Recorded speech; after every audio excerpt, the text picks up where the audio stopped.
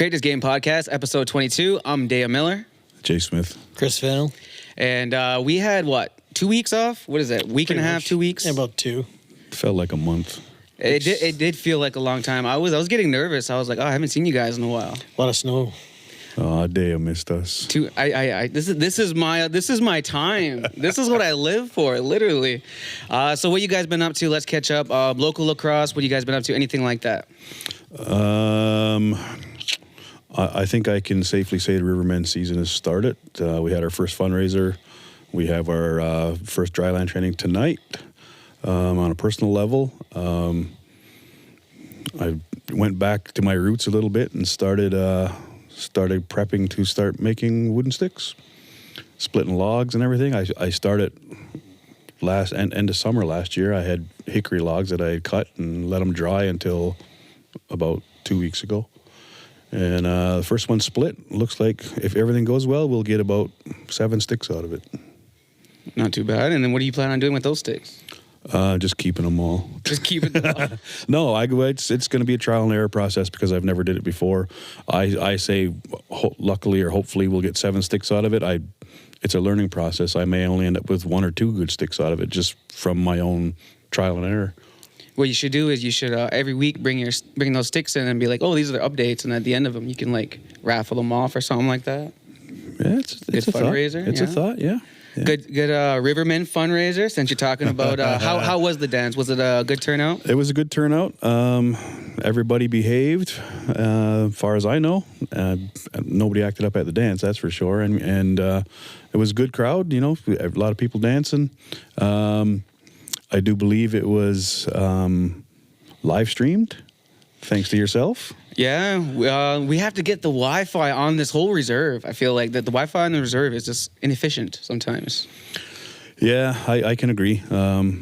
The other project that I've been on for 4 years now, there through a lot of times the cable will freeze, and people are on Wi-Fi, so they're I don't know how that works anymore, but. We get complaints. I'm like, I can't control the network. Yeah, for everyone listening, we are on an Indian reservation, and we could use some Wi-Fi upgrades. Chris, what have you been up to? I know you've been holding down the A.L.L. Yeah, just been a little busy work-wise, and then been playing a little pickup Thursdays. Sunday League came back after all Super Bowl and snowstorm bye weeks, and then me and Jay were watching a little bit of the Junior B tryout, and then some Arena League. This past week, we watched a little bit of the Toronto and Bears game. It was good, right? Bears came back, made it close. They made a game of it. It was 14-10. It ended, and the Bears are they're still for real. Mm-hmm. I'll give them that. They don't quit. Talking with the players, there's some adjustments that they feel could be made. I can't speak for them. I don't want to put them on the spot, but I tend to agree. I didn't even realize, even until talking to a couple guys this past week, that how many guys were in just from, we were saying a lot of States guys from Cattaraugus and stuff, but they got guys, a guy, we were talking about Seattle, a guy from Seattle who now lives in Pennsylvania. I guess he went to Cabrini, and another gentleman played for Salisbury University and works for East Coast Dyes. We should hit them up for a sponsorship. I guess these guys are driving up every week. And then another guy from Massachusetts playing Bears, driving up. I guess he went to camp. It was on the practice squad for the first couple weeks of the season with Vegas. So I was like, oh, wow, they got a lot of guys from the States driving pretty far to play. Yep. And how did that game go? I did not get to watch that one. That was the one I did not watch. Well, like I said, it was pretty even. At one point, the Bears were down quite a bit, and they made a pretty good comeback, got it close. 14-10 is a respectable score, and I think they just need to bond. I had through the grapevine. It was said that in the dressing room talk for the Bears is they want to prove this podcast wrong, because I've said many times there's the Bears, they don't gel because they have new players all the time. There's always seems to be squabbling on the bench. So in the dressing room, they're saying, "Let's prove this podcast wrong." So that's my challenge. Prove me wrong. We're making group chats. Oh, we're probably getting Well, you torn said- up in those group chats. Like I guess- I guarantee you, we're getting torn up. I guess some of them did agree. They were like, "Hey, those guys were right, though. It is true. If we have 12 guys this week, then a new 12 guys showing up the next week, they were right." And Let's just set a challenge. Like, get the same 20 guys to show up. If you can do that, like, ooh, there you go. like I said, the Brampton, me and Jay both agreed they got to be right up there. As Whippy seems to be the top so far in the league, and then Brampton's got to be right there. That Jake McNabb, he was part of our New York Riptides practice squad last year. That's the thing. A lot of NLL helmets. Maybe some of these guys aren't on teams at the moment, but have been in the past out there running around. So Well, we ran into Blake McDonald. He was watching as well, and he's got a lot of inside scoops on a lot of things. But yeah, like a lot of these guys, they may be 1 year out or even less, maybe only a couple of months out of the league. So the caliber of lacrosse is there. I was astounded at how much faster it is in February, even faster than it was in December. So like the lacrosse is great in the Arena Lacrosse League. It's just certain teams still have to find their footing. Like Paris has had a couple issues now. They've had a short bench for a couple of games, but Paris was right there nipping at the heels of the number one in the league too. So they turned it around. But then again, like I said, they've had a short bench a couple of weeks in a row. But all of these teams, it's still anybody's fight. And I believe everybody makes the playoffs too in that. So I know that was one of the things where the team maybe last seed, but like the Bears and stuff, but maybe they'll beat Whippy week 1 and pull the upset. Yeah, you can't sleep on any of them. So what seems to be the issue? Like why? Like which teams are specifically just not showing up, and like why is it not happening? If the A.L.L is the only thing right now that you can go and play and possibly get seen, why would you not show up? Like why wouldn't someone show up? Well, I know. I've talked to a lot of players who played in the league, played for the Bears, and they're just frustration, and that's why some of them left. They see the infighting, they see the constant change of players, they see the unable to gel. I guess for practice, they only get maybe half the team show up or less. So I mean, that's where it's called practice for a reason. You go over the plays, you get your road work in, you work on your stick, you work on the plays, and if guys aren't showing up, how can you get used to each other? And then, like I said, too, maybe there's some guys, different places in life. If they're driving up from Maryland, still dedicated, and other guys, I know the guy on Paris there was a really good player that she lives up in Blue Mountain, bought a house, married. Maybe he's in a different place in his life of, do I keep chasing the dream, or am I play a handful of games, but am I able to make every Sunday? Yeah, like it's definitely an investment, like money wise and then like time wise. But it just makes me think that like if that's the only thing that you can play right now, you just probably should show up. Definitely, too. We were saying a lot of maybe some of these guys were talking, looking about some of these guys are just showing for the love of the game, or maybe they know, hey, I'm not going to make the NLL, but this is pretty competitive and this is the highest I'm going, but they're fine with it and willing to make it work. Well, this time of year, it's the only lacrosse in town if you're not in the show, and that speaks volumes. With that, you get players coming from very far places in the U.S., Seattle, Maryland, Massachusetts, wherever they're coming from, and they're coming. If they're in, I get that. Maybe, okay, you get that grace period. You don't need to show up for practice if you got to come from that far away, but they're still showing up to play. Like the Bears have a young guy. He shows up from Miami, Florida. So he can only, that's a lot of money flying in from Miami, paying your own bill. So maybe he's showing up maybe twice a month, but hey, at least he's Patrick Timothy. Yeah, at least he's showing up. He was on Jim Thorpe's kind of where he's got his name around here, and then now there's no more PBLA. So my cup of coffee with the PBLA, he was one of the first players on my radar, Patrick Timothy, and I know he watches. So shout out to Patrick. Yeah, He's doing really great things. Athletic. He was playing for Tuscarora too, so he's like, coming up trying to play more competitive box. I think he's played a bit in South Florida, but trying to play with some more experienced players. It makes me wonder where he's going for summer. Yeah, maybe.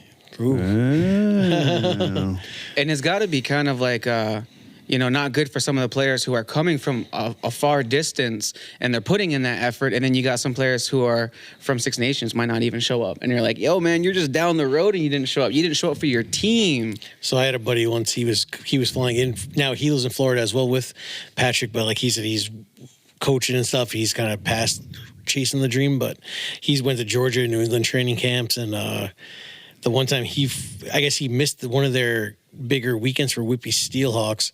This would have been like 2019 fall because of an Army-Navy game. His girlfriend at the time got tickets. He couldn't pass it up. So the next time he was dedicated, he flies up. They go to the arena in Scarborough, and he gets there, and there's nobody unlocked the arena. so he's kind of sitting there with the coach and another player who drove from far, and they were like, sorry, practice is canceled. So, and I know like some people in the league apologize because this guy spent a couple $100 on a flight from JFK in New York City to I was up here. I was upset one time I went to men's league and no one was there, and I was like, why didn't no one say anything? Yeah. I came to play some music. Yeah. It was only men's league, but I was upset. They were waiting for you Thursday. It was pretty quiet in there. Somebody was like, oh, Thursday, we need him out for this too. Thursday. But yeah, so then, I mean, he did at least, hey, he came down, we hung out, and then it was funny, I took him to the ILA and we were shooting around and actually shot on some of that, at the time, St. Catherine's shockwave goalie's head during warm-ups, and they were like, all right, let's get off the floor. The teams are coming on, and that's when a couple of those Arena League guys, Paul St. John and them, seen him and apologized for, hey, yeah, we heard your practice was canceled, sorry. I did point at the guy that works at the ILA and said, hey, this maintenance guy would make sure this arena was always open if you were snipers. So. Yeah, and snipers, see, they're another one you can't really sleep on. Yeah. They started off the season pretty slow, and then they went on a bit of a winning streak. I think they won this past weekend. They did. They did rather soundly. So it seems like they're starting to gel. So I mean, good for them. I'd like to see both of our teams a little higher in the standings, but I mean, it is what it is. Like I said, you can't sleep on them. Come playoff time, they may pull off upsets. Whippy, a lot of guys are Brooklyn Senior B guys. So do you see them trying to, hey, maybe that's the reason why they're doing a little better this year, because they got guys, hey, we're hosting, get out all winter time, let's get the camaraderie with the Whippy Steelhawks. Obviously, there's Riverman guys on teams too, but I'm sure that probably played a part into them being one of the stronger teams this year. Probably. I don't know if it'll do them any good for summer, though. Yeah. And then also some local news. We have the Little NHL coming up. Who is all going to be at the Little NHL this week on March 10th in Markham, for those who don't know? You know, that tournament, my first Little NHL tournament experience as a player was 1984. Six Nations hosted. I wasn't even born. Yeah, well, that speaks volumes. I know. I'm guessing it's getting so big this year they actually started the games on the Sunday. Yeah. Usually it's just the ceremony. This year they're actually going to do the games. And see, in that tournament itself, it's grown so much. In 84, I mean, the tournament started before 84, but that was my first one. And it used to be hosted in different communities. By no means was there the number of teams there is now, but in 1984 was Six Nations bicentennial year, so there was a lot of happenings going on around here for celebration purposes. So we got to host, and just in our little one arena here, we hosted a Little NHL tournament, and I believe the age out of there, all U9, U this, U that now, but it used to be, I think it was started in, might have been Pee Wee, Bantam, and Midget. There might have been the younger ones, but I really can't remember. But yeah, that was, and like it used to be in like Espanola, Ontario. I played at one in Sault Ste. Marie, the London, like CMO, Chippewa, Muncie, and Oneida, they hosted. It used to be in different communities, and now it's gotten so big that they pick one venue with many rinks. Like for quite a while, it was in Mississauga, and now it's in Markham. So different communities just take turns hosting at these venues now. So it's a huge tournament. There's got to be 300 teams now. I can't remember which one was hosting again this year. Was it Aurelia? Or Ram, I should say? I'm not sure. I'm not even sure. Last year was the 50th, so it was the board. But I think this year it might be, I'm thinking Rama. And like it was just announced, Six Nations Police is bringing Jordan Tutu for a day to the Little NHL. And like in the past, my youngest son Owen, who's been a guest, he played in it. And, you know, the one particular day we were out there and we met the Nolan boys. Local hero Stan Jonathan was out there. Jonathan Chichu, he was there. So you get a lot of celebrities. Reggie Leach was there. Don Cherry's always there. Ooh, Don Cherry. It was cool. That's what was cool last year. Like, I took a picture of a guy that was on the Leafs, and like you said, I bought the Reggie Leach book, and he signed it. Took a picture, brought my Ted Nolan book, got him to sign it, and like I said, the Nolans are kicking around. And I missed Chichu. He was at another arena, but I'll probably bring the Chichu card I bought there last year. And Tutu, like I said, that's pretty cool. I never met him before, so I was going to bring up the 2 sports cards I got of him, see if I can get him signed. See, what was cool is the year that Jonathan Chichu was playing with the San Jose Sharks and won the NHL scoring title. I saw him play against Anaheim in Anaheim. Nice. I mean, I didn't get a chance to see him, but I mean, the arena was packed. So, but yeah, my first 2 NHL games I've ever seen in my life were both in Anaheim, and the third one was in Buffalo. So I don't get to NHL games much, but I guess I go big or go home when I do. Bit of a Ducks fan over here. I guess, eh? Well, I just happened to be in the area. Yeah, well, I guess you were a pretty big Ducks fan when Brandon was on the team then? I've liked the Ducks since their inception. I can't say that I'm a huge fan, period, but yes, I'm a fan of players as well. So when Brandon was there, of course I was an Anaheim fan. Lacrosse-wise, I know there's a Six Nations Border Wars tournament going to happen in Allegheny this weekend, too. I know there's a kids U13 team coming from here. I didn't see our roster of it's just supposed to be like an all native tournament run by US Box. That should be interesting. So is that kind of like, maybe lacrosse's version of their little NHL? I'd say almost kind of maybe something trying to be like it, because that's what I was trying to think of. There was the Nations Cups back in the day. There's the all Ontario native baseball tournament. So I know it's tougher because a lot of those Northern Reserves don't play lacrosse. I know they kind of want to, but it'd be cool to see lacrosse grow like a bigger little NHL. So this thing's going to be something like that. Looks like maybe Tuscarora. I'm sure Allegheny's got a team, and There was I'll probably roll with a squad. a few years back. Thunder Bay had a minor lacrosse organization. I don't know if they still do. I don't know, but they used to have to travel quite a bit just to play exhibition games. Like they'd have to go to Sudbury and stuff, and that's quite a haul. That's a plane ride. That's the thing. I think I seen a video once of guys like playing something in Sudbury, and then there was there's a women's league just doing it for fun, helmet and gloves and Thunder Bay. But yeah, you think almost it would be cool growing lacrosse a bit. I know Sudbury does have a team, but they only really go to tournaments. I talked to a parent before where he said they wanted to do home and homes with Huntsville, but Huntsville didn't want to come to Sudbury, but Sudbury was willing to go to Huntsville. And then I guess last year they didn't get into the Aurelia tournament. They got into the other 2 tournaments where they were like, Aurelia would at least would have been a little closer to Sudbury. So kind of the same boat for Thunder Bay. They wanted to come to tournaments, and but it's just not cost effective for them because Southern Ontario is the hotbed. You're up north and have to play against each other. It's still quite the trek. would you say it's still more baseball up there? Like it seemed like a lot of those teams, the Moose Crees and stuff, then if it's not the hockey, they do go to the baseball route. They do. And did you ever see their ball teams? Their ball teams are phenomenal. Yeah, it was pretty cool watching some of those games in August this year. Was at Rama was the host. Last year was Six Nations. So like you were saying, the CMO team, they were good, and then there was a whole Moose Factory and all those teams. They were pretty solid. Yep.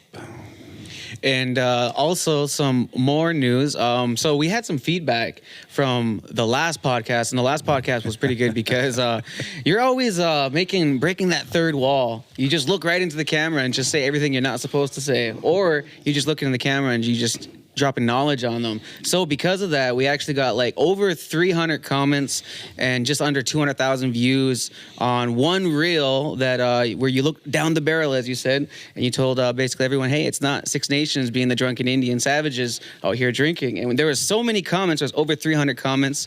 Did you get to read any of the ones on Instagram? Because there was over 300 comments on TikTok.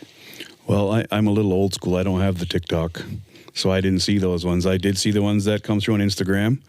A couple of things. There was people disputing me saying that I have never saw Six Nations fans drinking. For those of you that are of that opinion, that's your opinion.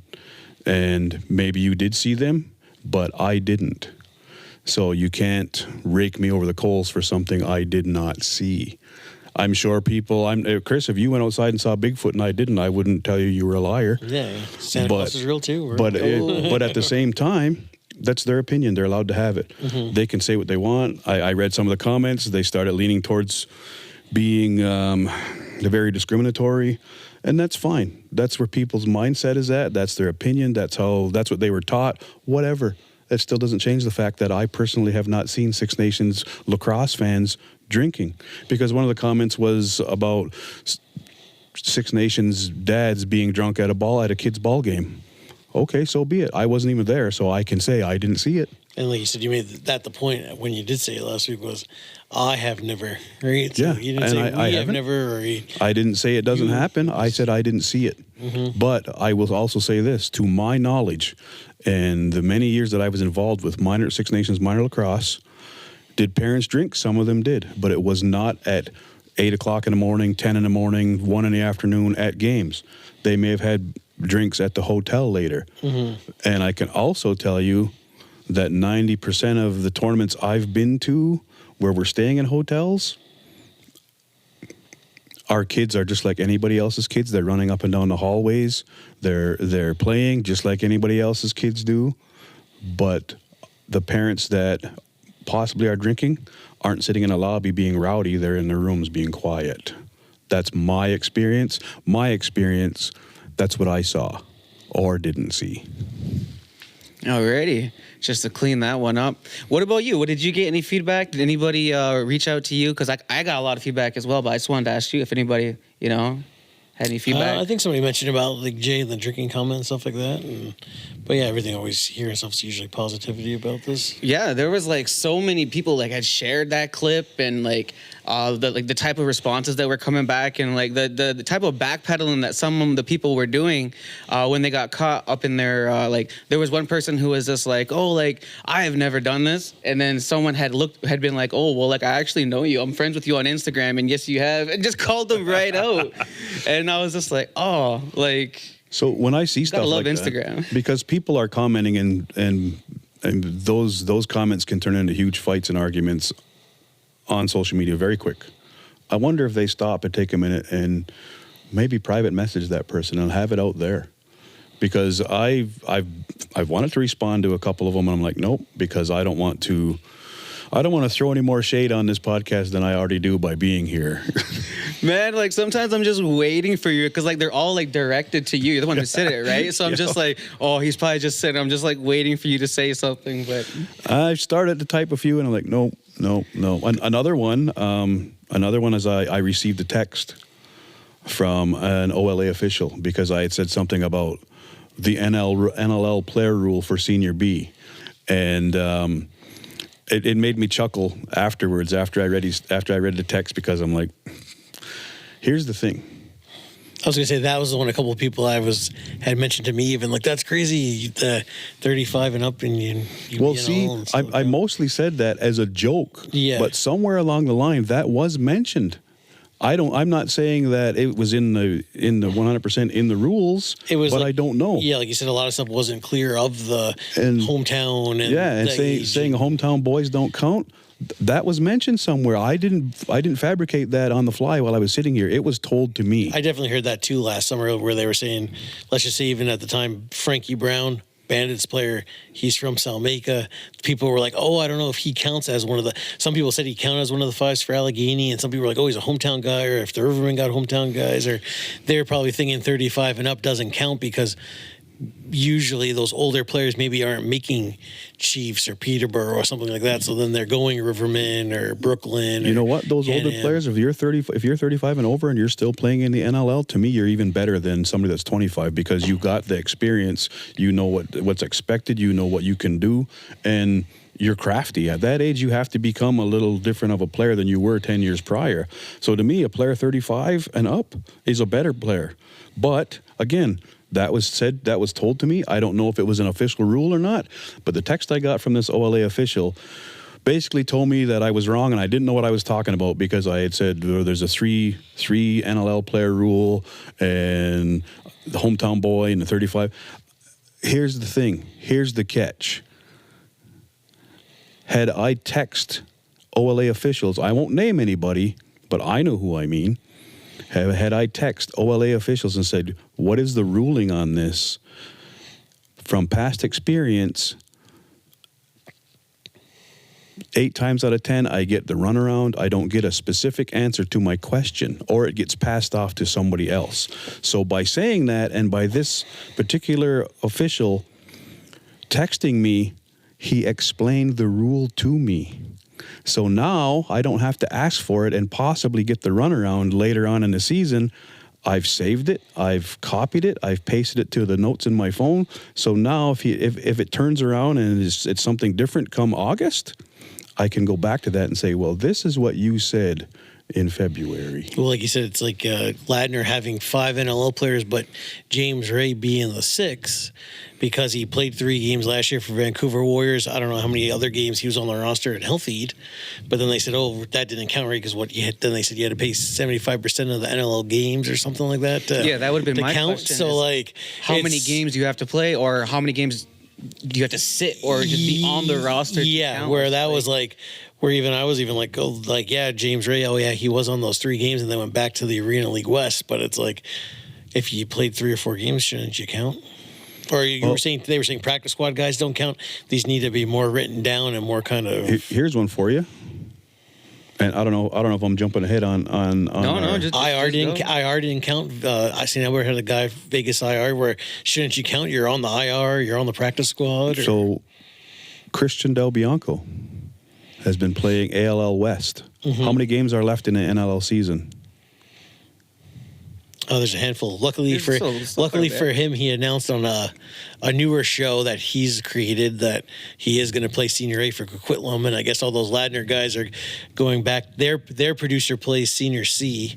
Oh, okay. We won't go too many free ads here for the other rivals, but I guess their producer plays Senior C. He said how all those Senior A guys moving down to Senior B and BC made all those B guys moved to C, and he was getting hacked up and getting taken a little more seriously. So then those guys apologized to their producer, saying, "Sorry, at least we're going back to New West." And Del Bianco got traded to Coquitlam Senior. They're like, "At least we're moving back." So then those C guys will move back to B, and then their producer can be the star now again as Senior C. So let them live. Yeah. Here's the thing, though. If I don't know how many games are left in the NLL. There's probably maybe like 6 or so. I know somewhere along the line, I was told that to be considered an NLL player coming to Senior B, you have to play 4 games. So Del Bianco could still stay under the radar playing A.L.L. West and not even be considered a pro player this year. But with all the transactions that have been happening today, mm-hmm. There's word that I read that he's may in fact push now to be traded to Vancouver because they brought my I won't say my nemesis, but Calgary has brought in somebody now and kind of bumps Del Bianco out of a job. Mm-hmm. How does that make you feel seeing? So he's not your nemesis. he is not. No. Okay, because okay. So again, I don't know the guy. Don't know the guy at all. I just see how he plays, and I'm just like, oh man, you're kind of wrecking it for your team a little bit. That's unfortunate. That's all I feel. However, I seen the video that the Toronto Rock put out about Nick Rose, and he seems like a great guy, and I was like, oh. Should have had him on the show. We were talking too much shit. Probably can't now. How about Del Bianco? We're going to be like on our Barstool Sports with Patrick Mahomes, huh? He's not going to let. He doesn't like Barstool Sports. He's going to come on till Busting with the Boys leaves. So we're gonna. But Del Bianco already photoshopped his Nick Rose's face on his body. But Nick Rose was a part of Calgary once before. Those are 2 different bodies right there. Yeah, no, I know. Well, like, somebody was looking for a picture. They were also looking for an old school picture of when he was on the Calgary in 2012. And then they'd probably put it up being like, oh, look at this Photoshop picture of Nick Rose. Well, the thing about Rose is I'm sure he's a great person in real life. I've seen him at the track. I've never got a chance to talk to him. My opinion of his playing abilities is again, it's my opinion. People can trash me all they want about it, or they can agree, disagree. I don't care. My opinion is my opinion. I saw him exposed as a goaltender in Senior B. I saw that. I was there. I was in person. It's tough. He's 37 now. He's getting older. Not everybody's like Matt Vince being 42. You know what I mean? Still jacked and everything in shape. Well, so wait, how old is He Rose? Just turned 37. Okay. But the thing for him too, he's a legend then. Over 35. He's also the general manager of the track, which Jamie Dowick, the Rock owner, owns, and Jamie Dowick owns the house and is the landlord for Nick Rose's Burlington house where all those players live in. So he kind of still living and working at the track. This is the kicker, though. He is unrestricted free agent in the offseason, where he's of that age in the NLL where you're allowed to reject the franchise tag. So he could always come back to the Rock next year. He's honestly, Calgary's probably renting him for the rest of the season. Did Dowd walk down the hallway to Nick Rose's office and say, "Hey, Nick, we're going to trade you the rest of the season, and we'll sign you back August 1st"? Or we don't know what that looks like, but my opinion of his playing style, like a lot of goalies, you're great. You're only as great, or you're only as good as the team in front of you. Given the Toronto Rock had a lot of issues, player-wise, health-wise, injury-wise, they weren't the strongest that they've been or could be this year. They weren't. And Calgary, they were let up. Oh, wait, I'm still stunned. Dowick is Rose's landlord? Yeah, so and all boss. those, And boss? yeah, all those Rock guys. So he's like, oh, you got to take your stuff out of the locker, and like, can I have my keys to my house too? Because you're moving all in one day. Yeah, because he owns a house in Burlington, like a big mansion house, and a lot of those Rock guys, like Latrell Harris and Nick Rose, and he's had guys like Adam J. He's traded away. I don't know if he still lives there and worked at the track, and then even technically the other player they traded away in that deal, he's been coaching the Rock Elite League on Sundays. And I'm assuming so it's like they trade. That's kind of why too. Before Jay got to see him play for Oakville Rock in Senior B, Nick Rose made a whole post about playing for Snake Island Muskies. This was the 2-3 years ago, 2022. I'm playing for the Snake Island Muskies in Akwesasne in their league, and I'm pumped to play Senior B. Then all of a sudden they played that random Thursday night versus the Rivermen. I'm like, hey, testing Rose in the net for Oakville Rock. And even a few other guys from Orangeville were like, Jamie's his owner GM with Toronto Rock, his boss here at the track, his landlord. If Jamie says you're playing on my Senior B team and not Akwesasne's, you're playing on JV's Senior B team. Oh, man. But I guess not on his NL team anymore because he shipped him out. That happens in the music industry when you're owned by a label and they say, man, you can't go anywhere. We're going to shelf you. Yeah, he's like kind of in his back pocket, right? Like, everything is no real freedom. Not good money's all good. Not all money's good money. Now, in that trade, Goa Abrams comes to the Toronto Rock. But now is that just to be the backup for your old Riverman goalie? Whose rights we still have, by the way. There you go. Yes, Troy Holochuk's time to shine. I think it's his time to shine. I'm not going to say go as a backup, but I do feel like this move is to give Troy a chance to shine. Calgary's problem was Del Bianco didn't want to play for them, wants to go to Vancouver. He's obviously like one of the best goalies, was the goalie for Canada's World Games, World Indoor Games, and Ladner stuff the last 2 years, won the President's Cup, and then they brought in Cam McLeod, who was the backup for the last 2 years, and his first year in the league in Panther City was practice squad goalie, so not a lot of experienced young goalie, Cam McLeod. He was getting ripped up. Or not getting ripped up, but just, it's his first real go as an NL starter. Their backup was a rookie, Bowman, from Nanaimo, BC. And then they ended up letting Bowman go to practice squad, brought Goa Abrams in, and then he got ripped up. So I think they were kind of looking to, hey, our offense is clicking. We got older players in Curtis Dixon and Dane Doby. They're scoring goals, Jesse King, Tyler Pace, but they needed a quality veteran goalie in the back end where they're hoping, hey, with their defense and the way their offense is possession of the ball, that they just need Nick Rose to be half good at least. It'll just be a little bit better than what they had. What is the tier system of the goalies right now? Like who's the number one goalie in the league, and then like who's top five anyways at least? I think the number one goalie isn't even in the league, and that's Del Bianco. Yeah, he'd probably be right there. At the President's Cup last year, I was trying to chirp him. I love Del Bianco. He just goes right along with your chirps. I couldn't even be mad. Well, he literally I was their new show I was watching. He talked about how the North Shore Indians scored on him and playing Senior B, and he's like, imagine getting scored on, first goal of the game, North Shore Indians score on me. My whole bench is chirping him, calling him washed up and a scrub for letting that North Shore Indian guy score on him. And then here he's like, we scored 27 straight after, won 27-1. And he was like, that's what, like you said. And they were even talking about the guy going back to Senior A, how the Senior B, they had the big guy and he could talk as much shit as he wanted, Tyler Pace, because he had all those big guys in Senior B backing him up. And he's like, I'll probably talk less shit in Senior A because that Ryan Keith or some Keith guy is not going to be there. He's just a Ladner tough guy. I guess. I love Del Bianco because, I was standing the way the Ladin Arena is, you could stand up above, and I was up higher chirping, and Del Bianco even turned and looked up, and he was laughing, and he was agreeing with me, and I just said, I can't even be mad at you. Well, like you said, look at Rose was a Canada goalie, Dylan Ward,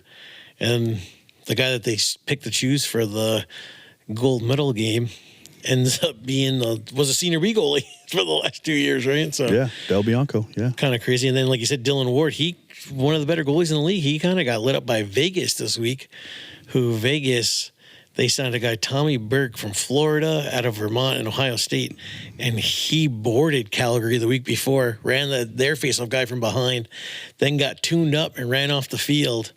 Well, come Tuesday, he was cut, and then they signed Tyler Hammer Jackson. So loading lacrosse, he's growing the game with shafts and heads for loading, and he was playing formerly of Vancouver Warriors, and this year he was A.L.L. West, so he's a better face-off guy than Tommy Burke and a bit more knows the box game. And Vegas got the big win over Calgary. And who's a player that had a good run out there, like just literally one game, that's all they got, and they were just kind of like sent away, but that one game was just legendary. Didn't your old cup, Shandon Hill, Rochester signed that guy for one game just to fight Andrew Suter. Yeah, Shandon, yeah.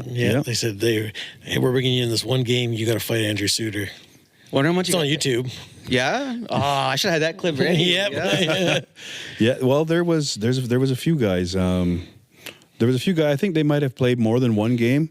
Torrey Van Ivry, Trickster. Yeah, he played a couple of games. He was with the Rochester Nighthawks. He played a few. Chris Atwood had a cup of coffee with the Nighthawks before. A lot of guys with the Nighthawks have at least. Kurt's given a lot of guys their shot at least, right? And it's up to them what they want to do with it. And yeah, there's been a few. I still go back to Blake McDonald.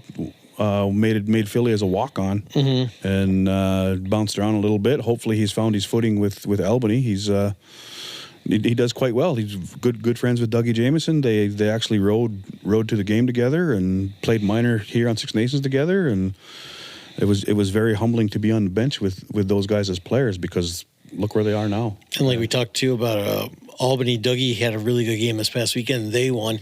And I guess they switched their defensive coordinator, became the offensive coordinator. Their offensive coordinator became their defensive coordinator. And they got a big win on the weekend. So I think they're going to stick to that. Yeah, and they were in a stink too as well, right? Yeah. Well, sometimes you got to ruffle the feathers, right? Tough, right? They were, runners a year, almost kind of like the NFL, right? They were right there last year with Buffalo, and then you think you're going to come back in next year and everything's going to be the same, but you get one or two different players, or something happens, and yeah, I think unfortunately they're like last in the standings, like 2-8. Yeah, pretty close. Travis Longboat was hurt in a car accident, so he's just recently come back. I think that was his second game back. And then Dyson Williams, he's a good player, obviously, first overall pick, but then that changes the whole dynamic of the offense. Yeah, Marshall, holdout list. Marshall's on the holdout list. Yeah, so they had some injuries on defense too. A couple guys had gotten hurt, and then they brought Blake McDonald in due to the injuries. So yeah, I mean, hopefully that's the turning point. Hopefully. Some of those West Coast games are pretty late, and like we talked about the delaying in the refs. I know I fell asleep on the couch on Friday night watching Vancouver, and Rush woke up in the TSN concluded thing, and I stayed up late purposely Saturday, till like after 1 o'clock watching Buffalo ended up getting the 1-goal win over San Diego. That was a good game. I have over 19,000 channels, and I could not find any games all weekend. A lot of times too, like we said, promotions. Like I feel like I almost forgot about the Vegas-Colorado game, because after watching Halifax, that was a good game versus Ottawa. Halifax, hey, they turned it around. They were 0-3, and they're getting up there. They got that Jason Knox is doing good, and Dawson Theed, Warren's been playing some good games in a row. Yeah, just this past week, then Randy got 4 goals. Yeah, Randy really came along. He's always dealt with a lot of different injuries and banged up playing summer ball and stuff, so maybe he's a bit healthier, and he's been scoring a lot lately. Yeah, for sure. Like Bowler hurt his knee and left. I don't know. I haven't heard nothing there. I think he got hurt. I remember in that game, but nobody said nothing. I did hear that he's on the IR now. They put him on the IR. Nice. I wish him all the best. Yeah, hopefully he's all right. Yeah, because he's a Riverman. He's a Riverman player, so I want him to get healthy. First and foremost, though, get healthy. Don't try to rush it. Don't come back early. Deal with your injuries. Hopefully nothing too serious. Yeah, for sure. Like, he's a young guy. He's got a whole career ahead of him yet. And then there was also some more trades. I don't know if we got to that one as well. Toronto Rock trades Mitch Desnu. I don't know if I just pronounced that right. Yep. And then Chris Corbell for Philly's first round pick. So, like we said, they traded away, I think, 2 other older players that were maybe going to be free agents as well. And then right now, it looks like they have 3 first-round picks in next year's draft, the Rock. So they're really trying to stack up there. And then Philly, they didn't trade any players away. They got to cut 2 guys. I'm thinking they maybe get rid of, if not drop down the practice squad, the Anthony Jokum and Jordan Sturos, just because I'm thinking these guys are going to take their spot, right? They're 2 more lefty defenders, get rid of 2 lefties, and Philly, just as we were starting, they had traded Shane Simpson, Hamilton product, former Arrow and Chief, from Vegas to Philly, another transition D guy for Holden Catoni, lefty attackman, or forward, I should say. So Philly's trying to really shore up that back end. And there is still a lot of time before March 10th, the trade deadline. So it was almost kind of today, like you said, all the fire of these trades. I'm like, wait, it's not today. It's like, oh my God. Because usually in the N.L.L., nothing really either happens or doesn't happen closer to. So do you think that, obviously there's going to be more because we have until March 10th. Fun fact, Nick Rose may play the Bandits 4 times this year. He's already played them twice with Toronto. His nemesis, right, can't beat him. And then Calgary's got him twice on the schedule. And there was a funny meme there of the guys got the draw face. Oh, nice, I'm in Calgary. I got to see the Bandits 2 more times. And the guy's like... let's have a conversation about that, the Nick Rose thing again. So is this a good trade for him? How, and if not, how would you guys feel about it if you were him? I'm sure like there had to be a conversation there of maybe, who knows, maybe he retires or maybe he does come back to the Rock or sign somewhere else in the East. And he, like I said, maybe, hey, we're going to trade you the other teams right now 5th in the league, Calgary, and hey, maybe we'll trade you there. Maybe you'll boost them up and get a championship, or like the Rock have no shot at it. And then I think that Robert Hudson's supposed to be a decent guy. The Tyler Hendricks, he never really fit in, seemed like with the Rock, right? In and out the lineup, a little bit of back door, front door. So, and they wanted the first year. So next year they got Vegas's pick, which is going to be a good pick. That was part of the Rob Helliard deal.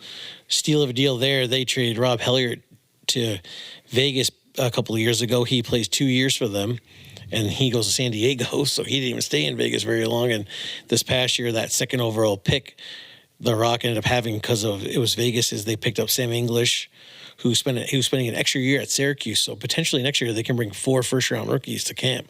They're 3 picks in 2025 plus the 2024 Sam English pick. So they're looking to go young for sure. So this is a building year almost. Yeah, I would say. yeah. So, and then that extra pick in that Rose deal is for 2026. So they're definitely looking to build young. I guess the question is, 1, is the Toronto Rock rebuilding?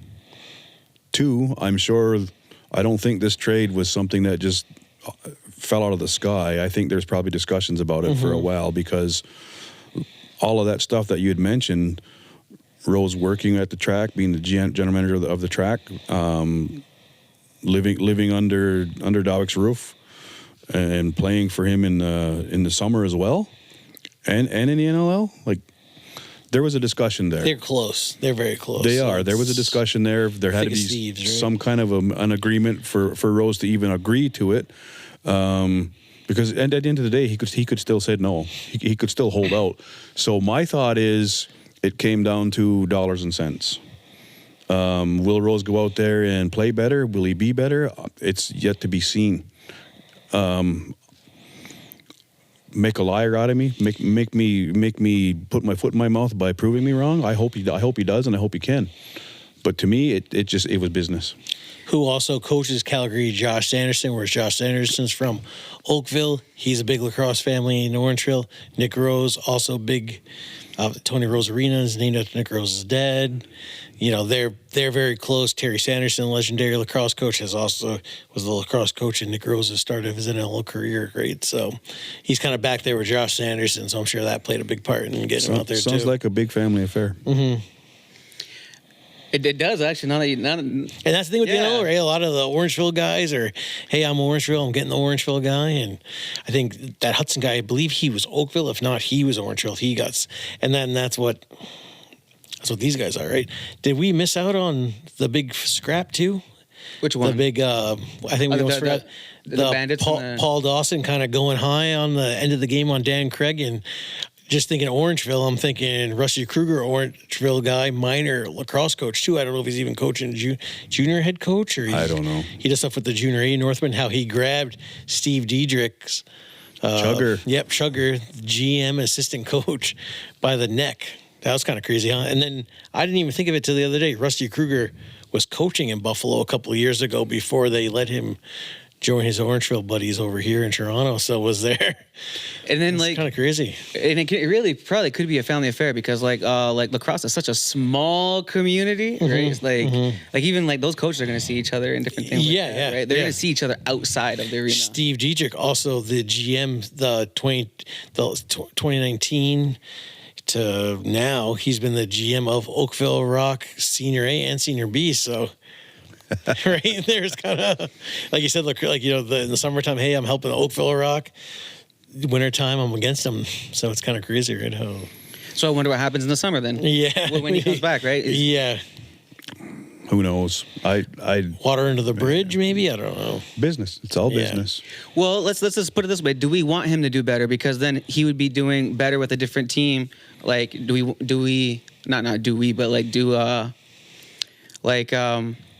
would Nick Rose be better off there without the family affair, away from that?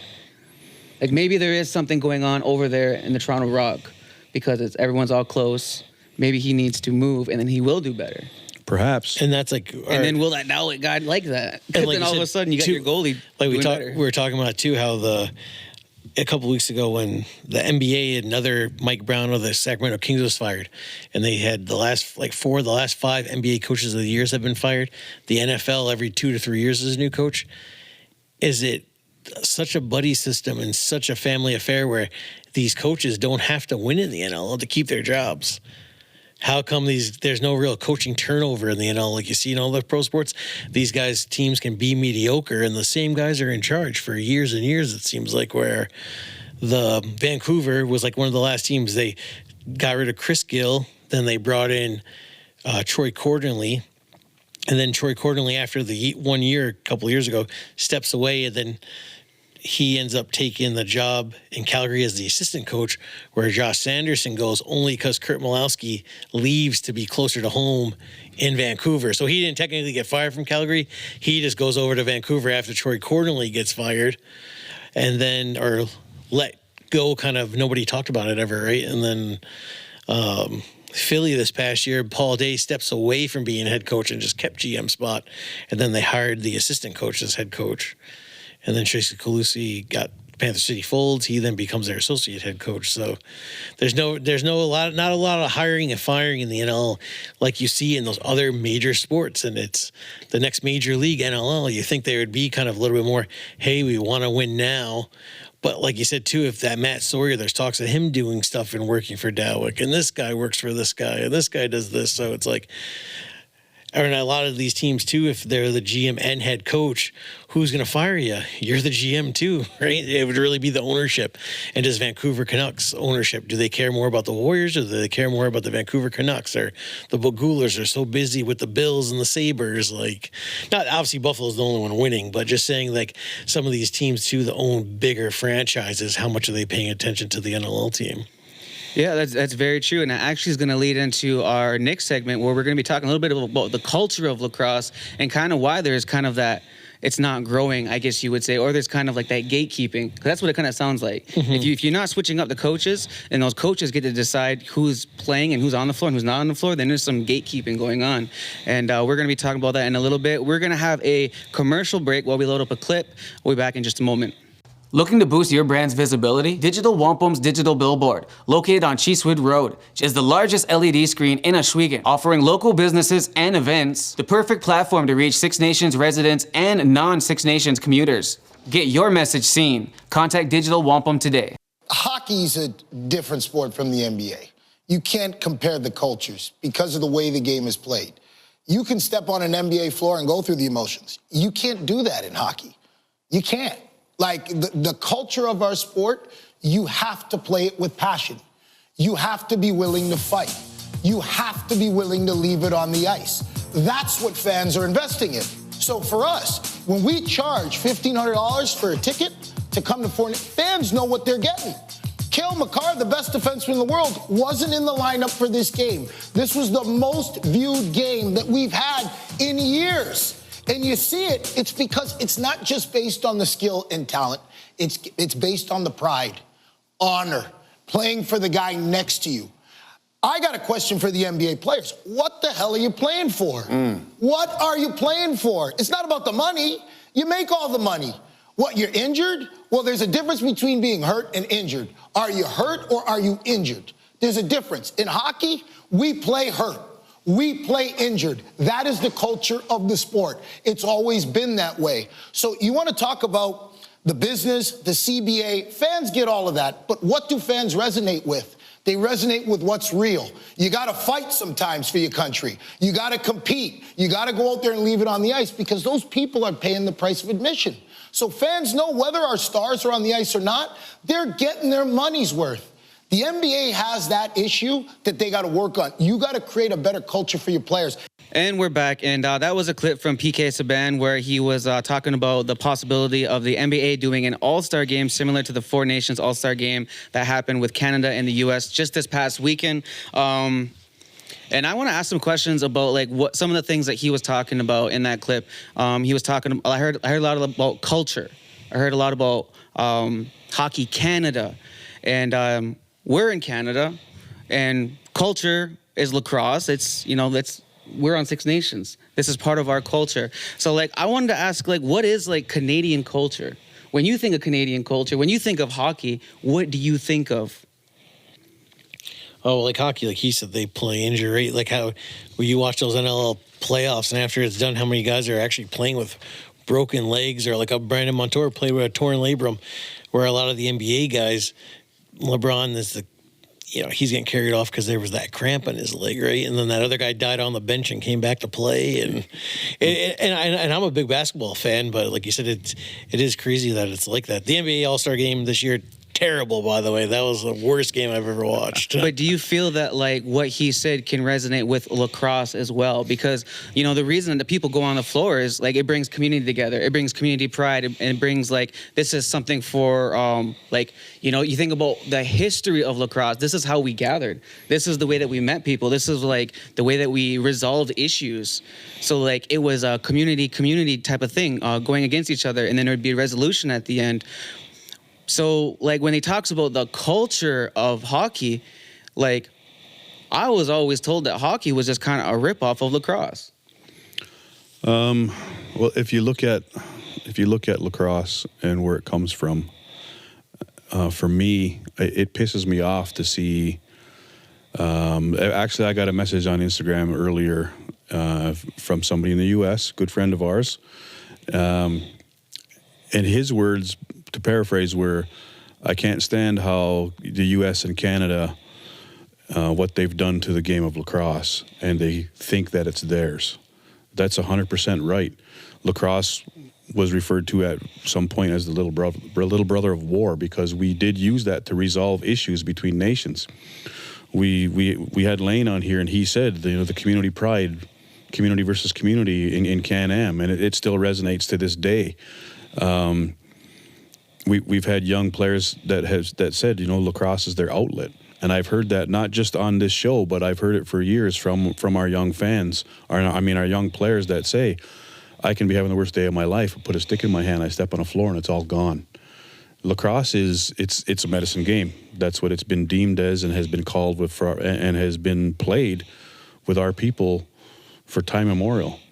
And, as far as the culture goes, I'll throw something out there that I saw years ago, and it pissed me off, something awful. We were at minor nationals. I was with the Team Iroquois program at the time, which is now, was it Team First Nations now? And I believe it was a Team Ontario shirt. It was a Team Ontario shirt. And it said, lacrosse, you may have originated it, but we perfected it, or something like that. And it pissed me off. I had a shirt that said Iroquois lacrosse, since creation. So that was their counter. Did they perfect it? Is Canada the best in the world for lacrosse? Gold medal wise would say so, but what people have to remember is when Canada selects their team, they're selecting from how many players? Like even just Team Ontario, at one point in the minor national program, Team Ontario would have upwards of 600 players trying out. We would have 45, and yet we would still end up in either the bronze or gold medal game.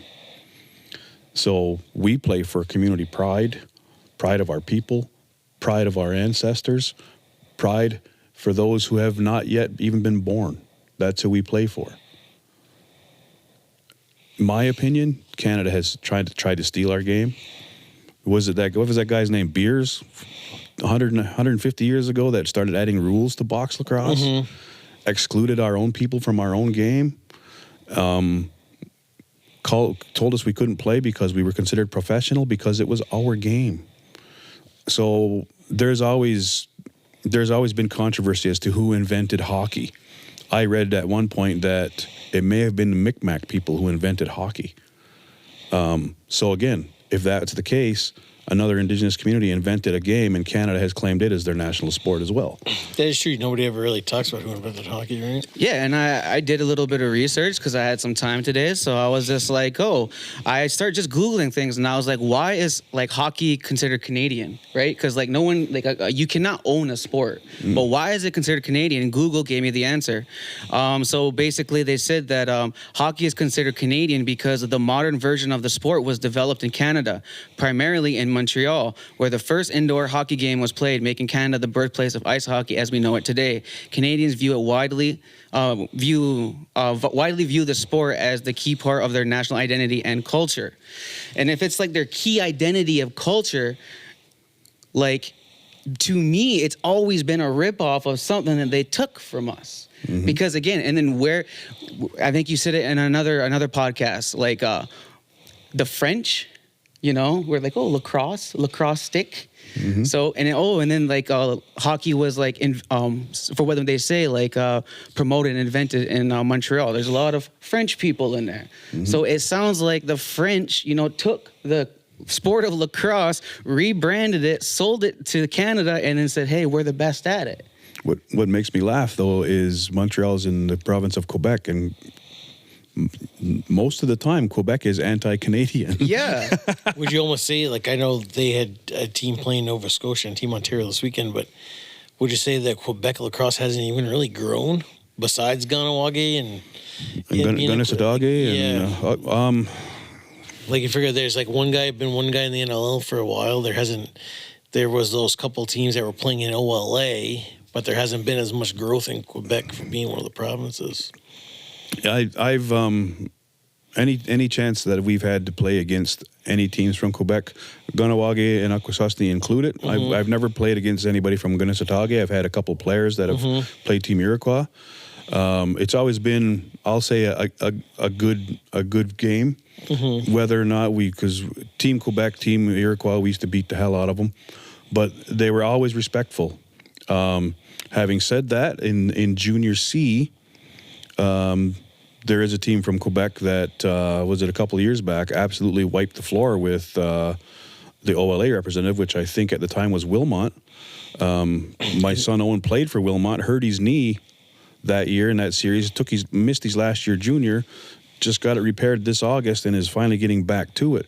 But at that level, at the Junior C level, those players, I don't know their names. I don't speak French. I don't claim to. I'm not bad-mouthing French people as a whole, but some of those players were very disrespectful to the point where they were trying to fight the Wilmot players in the hallway before the game, all of this stuff. And I get it. It's competition. There's, both teams are talking smack.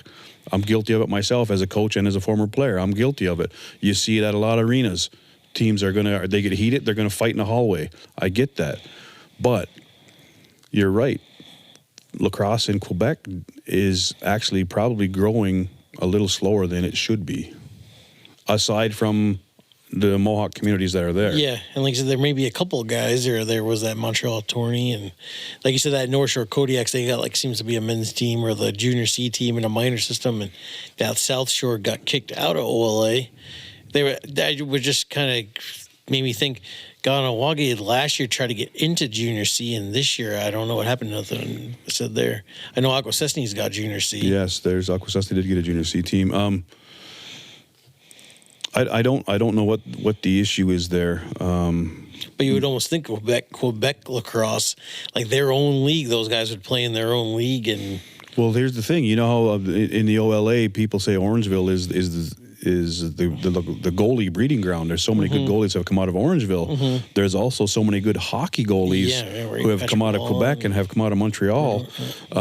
So do they focus more so on hockey? I don't know. Could be. Kind of almost like you said, how they say London, right, has good lacrosse to a point, and then some years it's just hockey's too big there, right? So everybody quits at one point and focuses on it. Just to be an anti-Leaf fan, my favorite team has been the Montreal Canadiens for years and years and years and years and years.